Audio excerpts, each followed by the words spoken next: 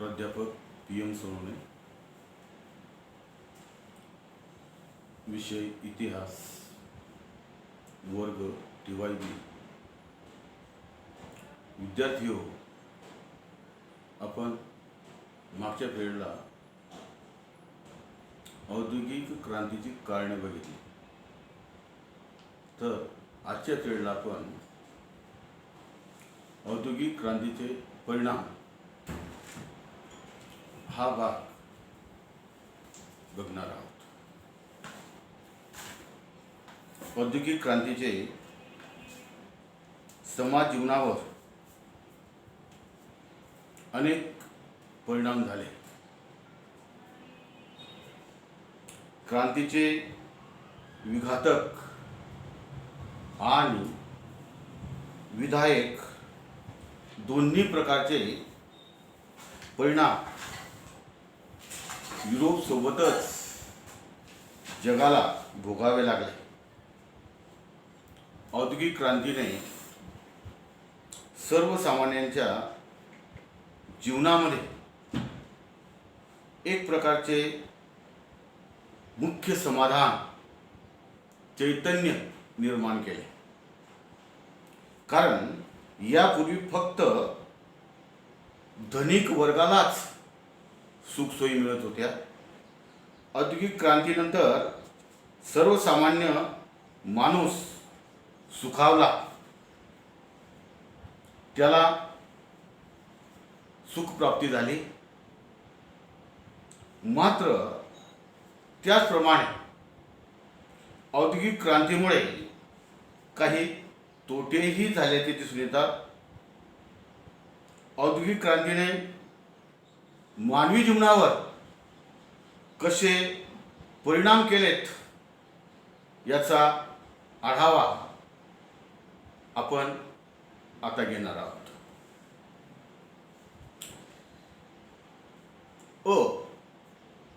आर्थिक परिणाम। औद्योगिक क्रांतीमुळे अनेक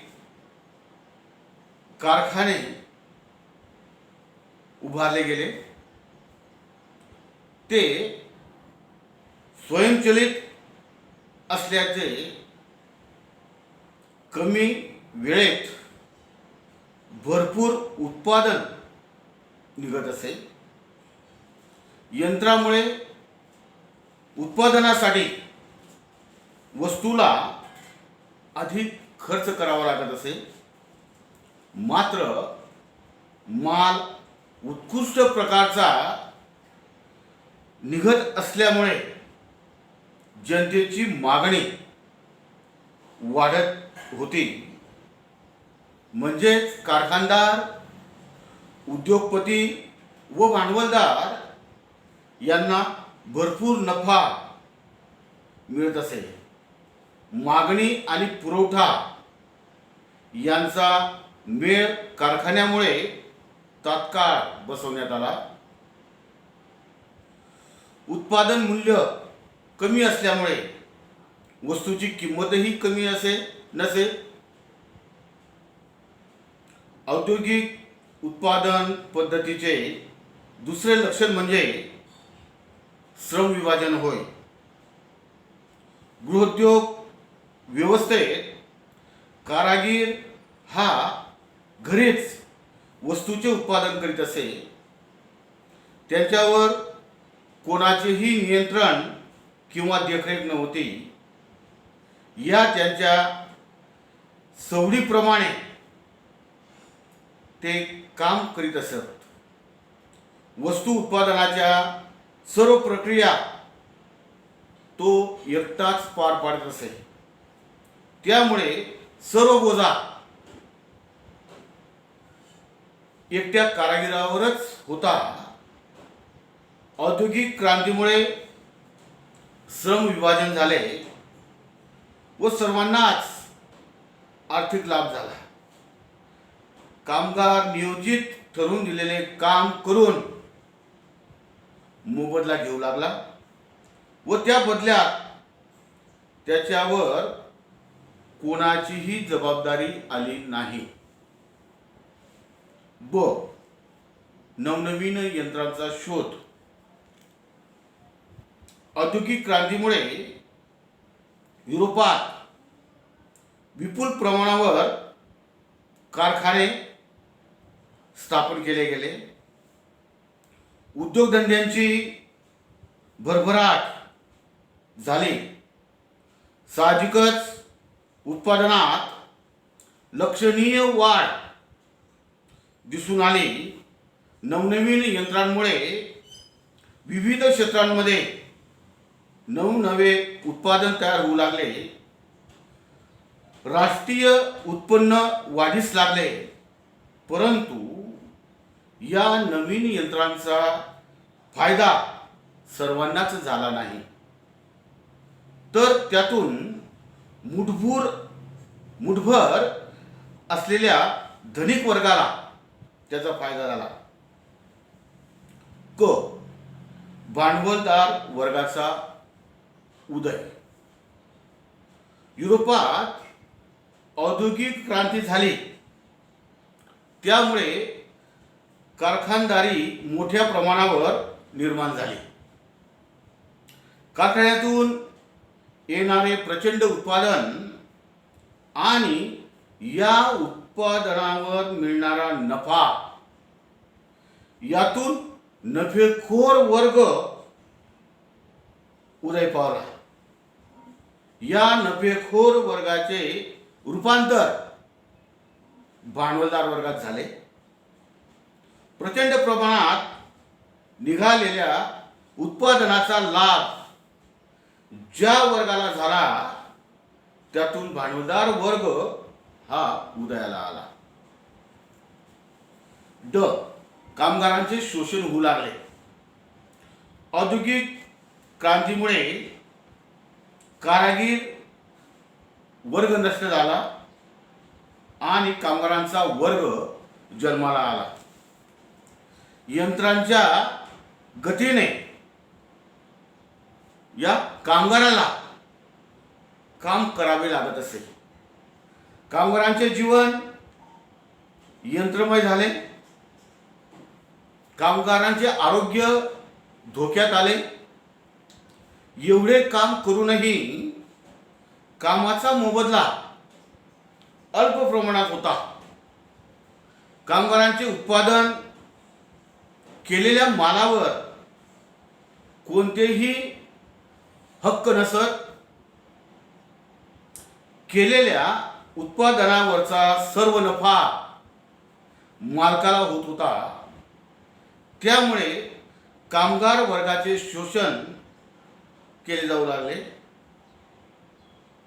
कामगारांचे राहणीमान खालावले. शिक्षण, आरोग्य इत्यादी सोयी सुविधांचा अभाव कामगारांना सहन करावा लागला. सामाजिक परिणाम. औद्योगिक क्रांतीचे सामाजिक क्षेत्रात दूरगामी आणि चिरस्थायी परिणाम झाले. क्रांतीमुळे खेड्यातील जनता आपल्या उपजीविकेसाठी शहरात येऊन स्थायिक झाली. त्यामुळे खेडी ओस पडू लागली. शहरांच्या संख्येत वाढ झाली. यातूनच शहरीकरणाच्या समस्येत वाढ झाली. शहरातील लोकसंख्येत वाढ झाली. शहरात लोकसंख्येचे प्रमाण वाढले. साहजिकच शहरी समस्या निर्माण झाल्या. आरोग्यविषयक समस्या निर्माण झाल्या. शहरात कामगारांच्या वास्तव्याचा प्रश्न निर्माण झाला. यातूनच झोपडपट्ट्या उदयास आल्या. अशा वस्त्यांचे वातावरण दूषित असल्यामुळे सामाजिक दृष्ट्या कामगारांचे जीवन खालावले. परिणामी औद्योगिक क्रांतीचा सामाजिक स्वास्थ्यावर फार मोठा परिणाम झाला. बाल कामगारांची समस्या उदयास आली. औद्योगिक क्रांतीमुळे कारखान्यामध्ये मजुरांची मोठ्या प्रमाणावर गरज भासू लागली, म्हणून अल्पवयीन मुले त्याला पर्याय मानला गेला. त्याचा परिणाम बाल कामगार उदयास आले. बालकांना अवजड कामे करावी लागली. रात्रपाळीच्या कामासाठी कारखान्यात जावे लागले. युरोपात औद्योगिक क्रांतीमुळे बालकामगारांची फार मोठी भीषण समस्या निर्माण झाली. राजकीय परिणाम. औद्योगिक क्रांतीमुळे उत्पादनात भरपूर वाढ झाली.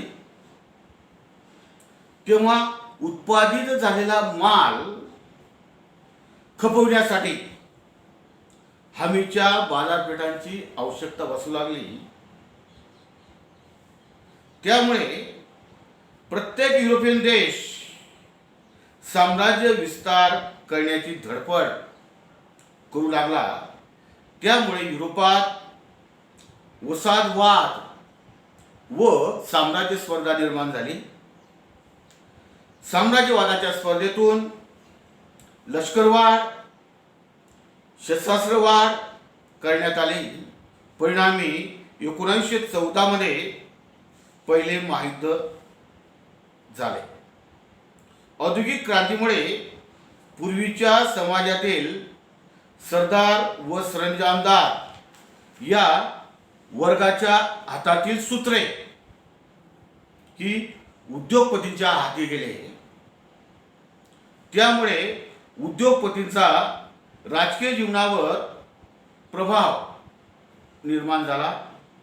उद्योगपतींना राजकारणामध्ये अवास्तव महत्त्व प्राप्त झाले.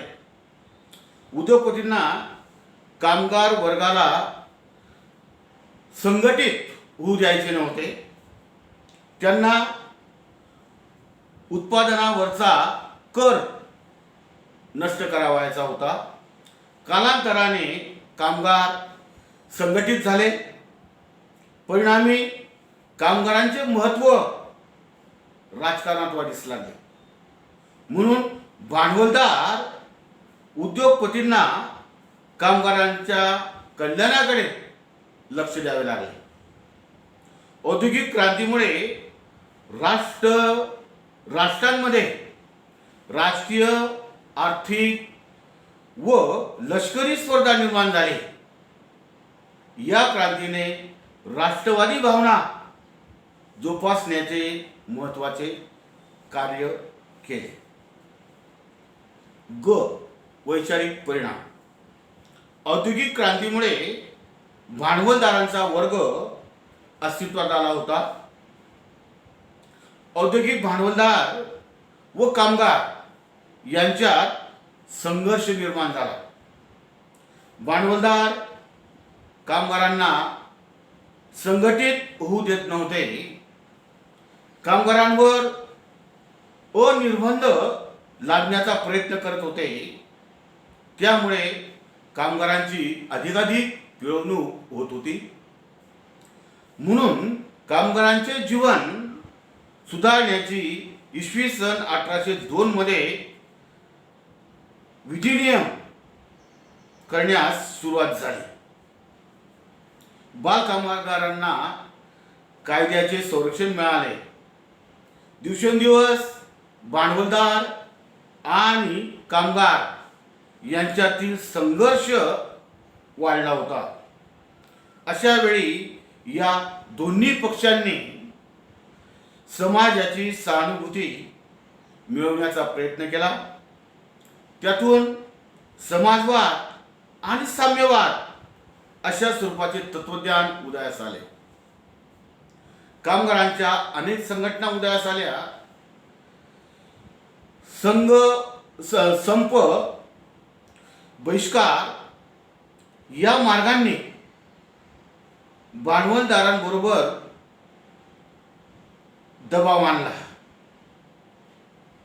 पुढे अनेक कायद्यांनी कामगारांचे जीवनमान सुधारण्याचा प्रयत्नही केला. अशा प्रकारे औद्योगिक क्रांतीमुळे वैचारिक जागृती घडून आली आणि कामगार वर्गाची संघटना निर्माण झाली व कामगारांमध्ये वैचारिक जागृती घडून आली. अशा प्रकारे आपल्याला या औद्योगिक क्रांतीचे परिणाम थोडक्यात पाहता येतील.